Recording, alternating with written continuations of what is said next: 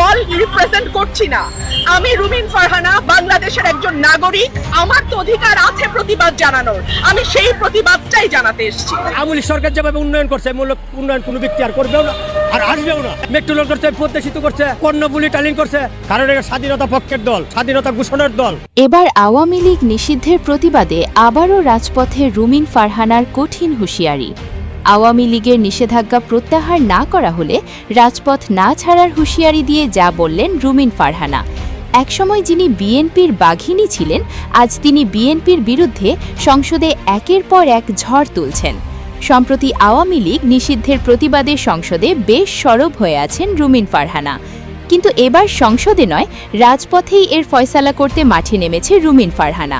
বিএনপিকে দিলেন 24 ঘণ্টার আলটিমেটাম। রুমিন ফারহানা বলেন, আওয়ামী লীগ হল প্রাচীন দল, এটি স্বাধীনতার প্রতীক, এটি নিষিদ্ধ করার এখতিয়ার বিএনপির নেই। এটি জনগণ সিদ্ধান্ত নেবে কে থাকবে আর কে থাকবে না। নির্বাচনের আগে তো ঠিকই আওয়ামী লীগের প্রতি বেশ দরদ কাজ করেছিল, সেটি এখন নির্বাচনের পর কোথায় গেল? এসব ভাওতাবাজি মানুষ বুঝে। আওয়ামী লীগ নিষিদ্ধ করে মানুষের আদর্শকে মুছে ফেলতে পারবেন না। রুমিন ফারহানা আরও বলেন, যদি 24 ঘণ্টার মধ্যে আওয়ামী লীগের নিষেধাজ্ঞা প্রত্যাহার করা না হয়, তাহলে আমরা রাজপথে থেকেই এর ফয়সালা করব।